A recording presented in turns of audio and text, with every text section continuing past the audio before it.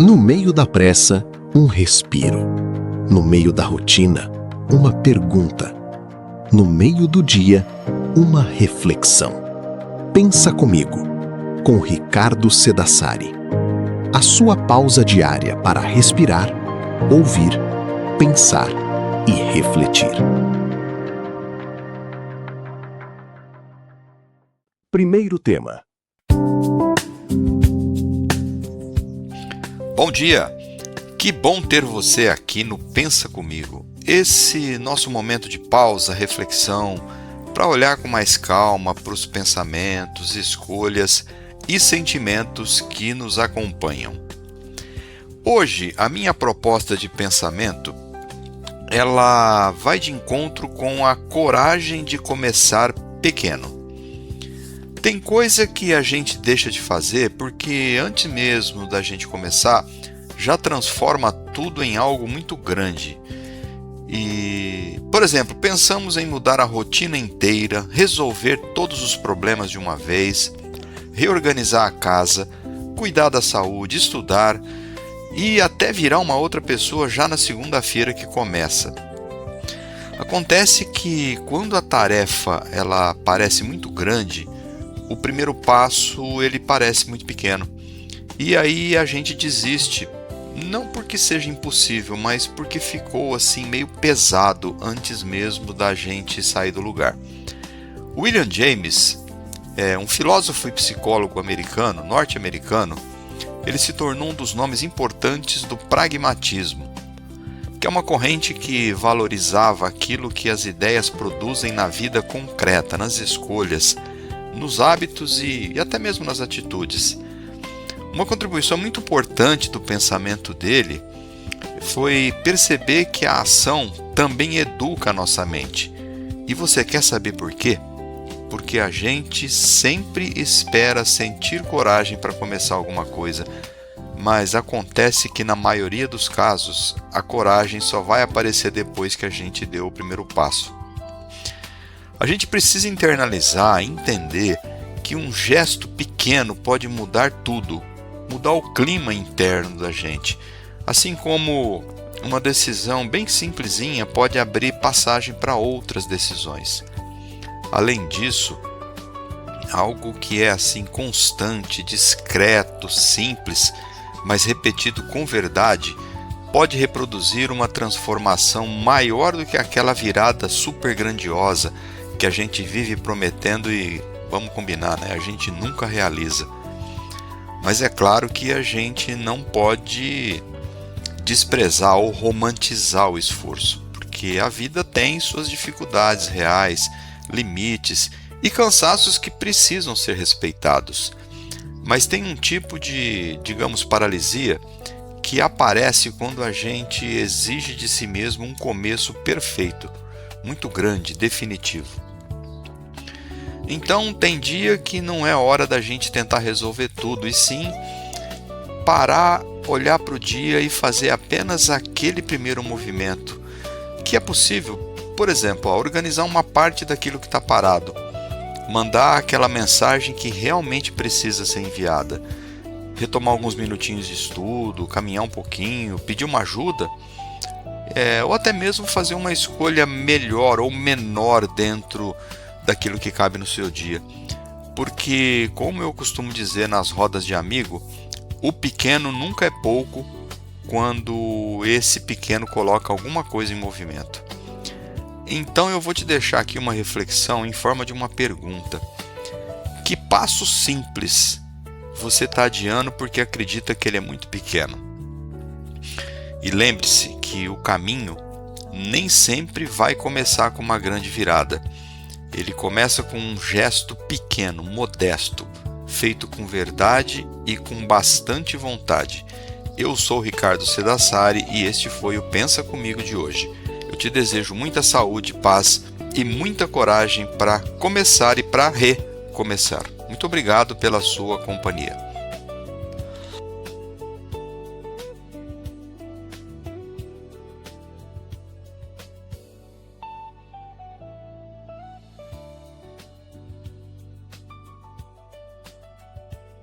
Segundo tema.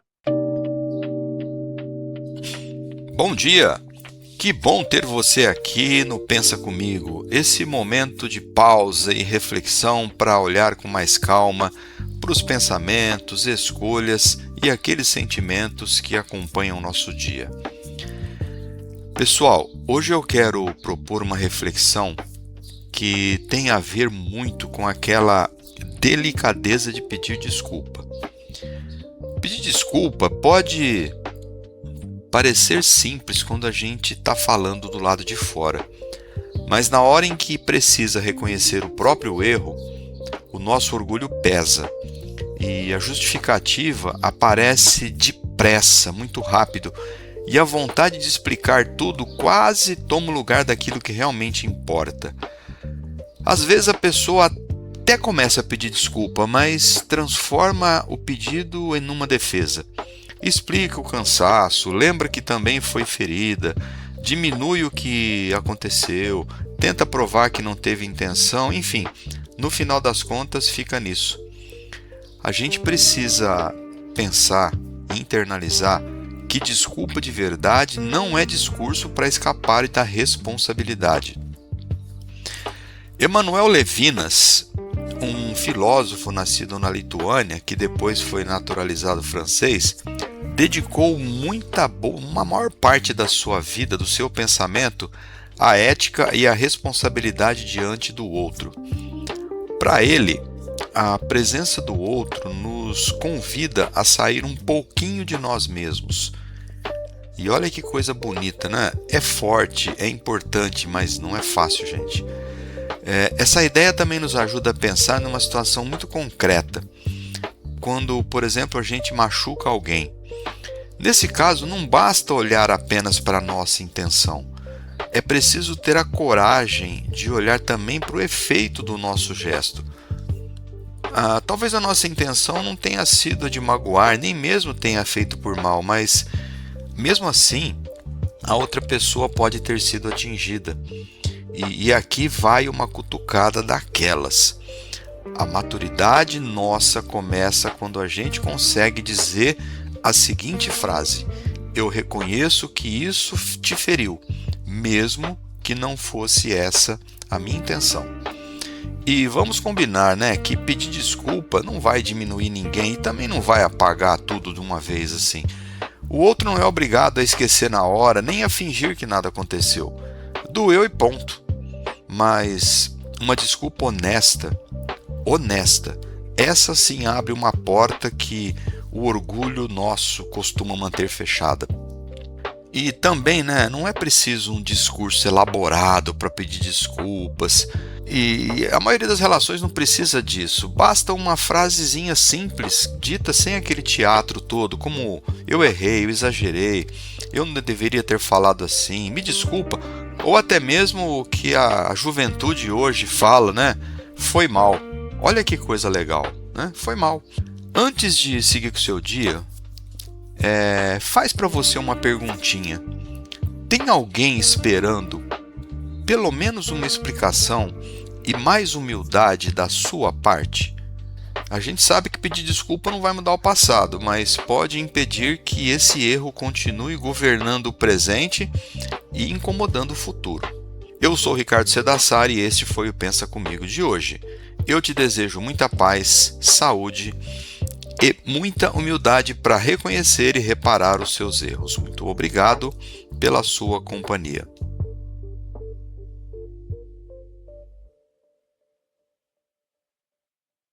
Terceiro tema. Bom dia! Que bom ter você aqui no Pensa Comigo, esse nosso momento de pausa e reflexão para olhar com mais calma para os pensamentos, escolhas e sentimentos que nos acompanham. Hoje eu trago aqui uma poeta encantadora e por causa dela eu escolhi como nossa pauta hoje para a gente pensar sobre o encanto escondido na rotina. Como a nossa vida é uma correria maluca, a rotina costuma ser tratada como uma parte meio sem graça da existência. A gente acorda, trabalha, resolve um monte de coisa, cuida daquilo que precisa, volta para casa, repete algumas tarefas e sem perceber passa a viver o cotidiano como se ele fosse apenas um corredor entre uma obrigação e outra. Eu até ouso dizer que aquilo que sustenta a nossa história está justamente nessa parte que parece comum demais para chamar nossa atenção. E é aqui que entra Adélia Prado, essa poeta brasileira, mineira, uma das vozes mais importantes da nossa literatura contemporânea.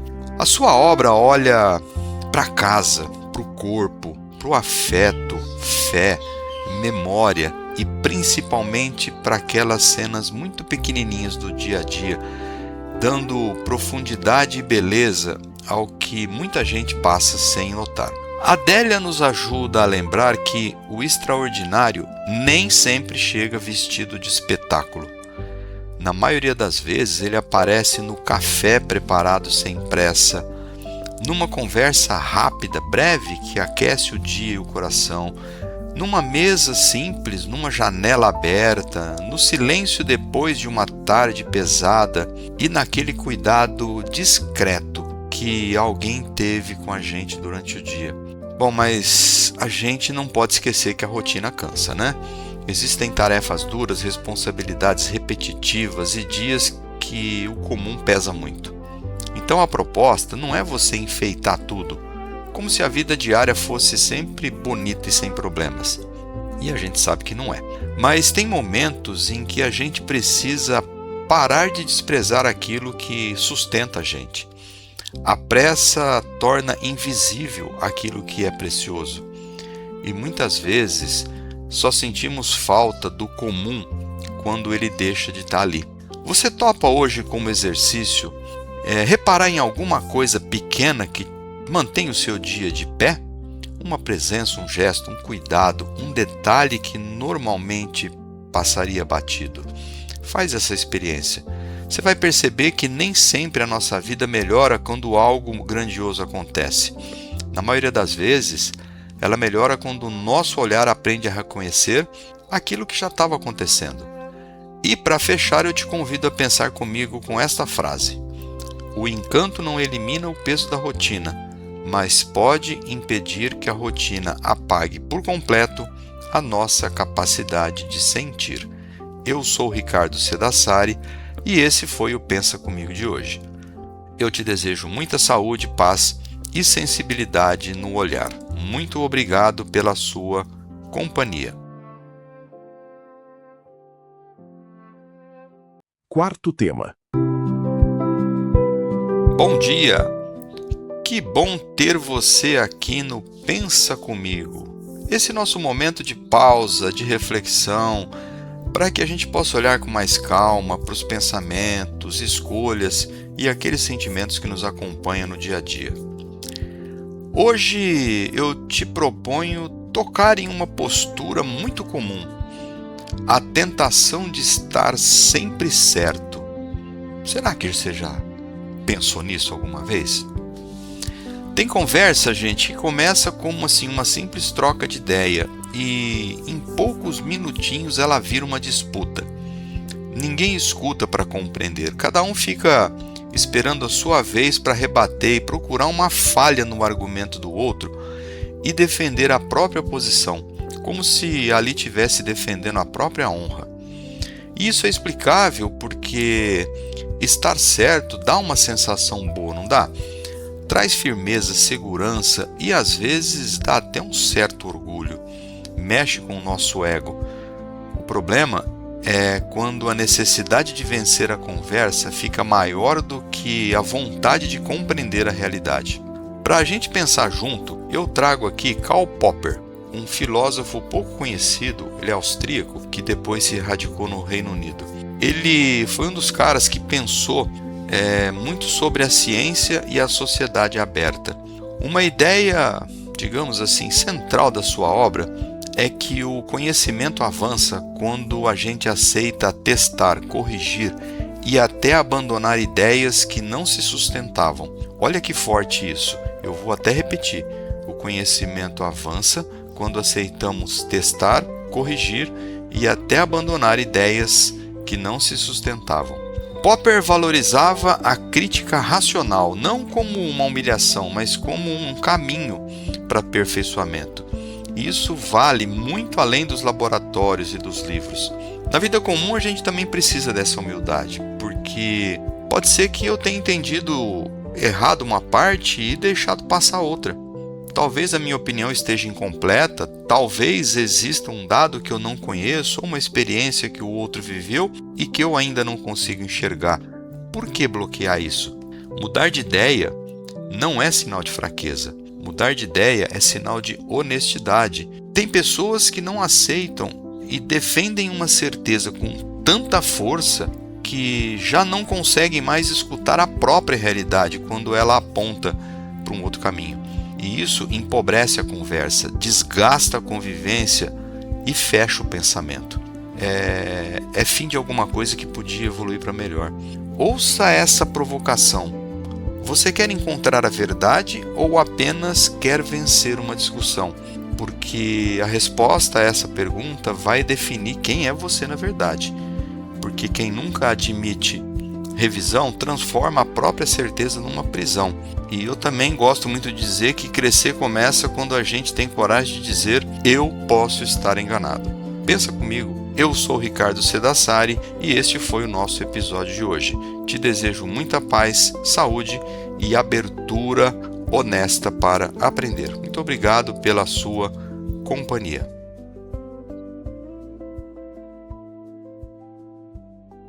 Quinto tema. Olá, bom dia! Que bom ter você aqui no Pensa Comigo, esse nosso instante de pausa, reflexão, para olhar com mais calma para os pensamentos, escolhas e sentimentos dos nossos dias. Hoje eu decidi que a gente deve falar de culpa, mas uma culpa diferente daquela que a gente está acostumado, a culpa de descansar. Tem gente que só permite descansar quando chega ao limite, à exaustão. Enquanto ainda tem alguma energia, tenta resolver mais uma coisa, adiantar mais uma pendência, responder mais uma mensagem, produzir um tiquinho mais. E quando finalmente para, o corpo até descansa, mas a cabeça continua se cobrando. O descanso que deveria aliviar volta a ser uma fonte de culpa. E isso está errado. Bertrand Russell, filósofo e matemático britânico, escreveu sobre lógica, política, educação, liberdade, mas também sobre uma coisa muito legal, a importância do ócio. Em um texto conhecido, ele criticou a ideia de que o valor da vida humana deve ser medido apenas pelo trabalho e pela produtividade. Ele não concorda com isso. Russell nos ajuda a perceber uma armadilha muito atual. Quando tudo precisa render, até a pausa vira cobrança. Trocando em miúdos, a pessoa descansa, ou melhor, acha que descansa, pensando no que deveria estar fazendo. Trabalha sentindo que deveria parar e acaba não habitando nenhum momento por inteiro. Como eu disse em vários outros episódios, responsabilidade é importante, sim. Trabalho, compromisso e dever fazem parte da nossa vida real. O problema é tratar o descanso como prêmio apenas para quem se destruiu primeiro. Aí não adianta mais. Vamos combinar uma coisa: descansar não é falhar. E a falha pode ser consequência da exaustão. Uma mente cansada decide pior, um corpo cansado rende pior, uma pessoa esgotada fica mais dura e atrapalha as relações que mais precisam da presença. Pergunte-se se você está descansando de verdade ou está apenas parando com culpa. Parar, gente, é lucidez, é cuidado, é uma forma de preservar aquilo que você ainda precisa oferecer ao mundo sem se transformar numa máquina. Porque uma vida que só sabe produzir pode esquecer de sentir, conviver, contemplar e simplesmente estar. Eu sou o Ricardo Sedassari e este foi o Pensa Comigo de hoje. Eu te desejo muita saúde, paz e descanso sem culpa. Muito obrigado pela sua companhia.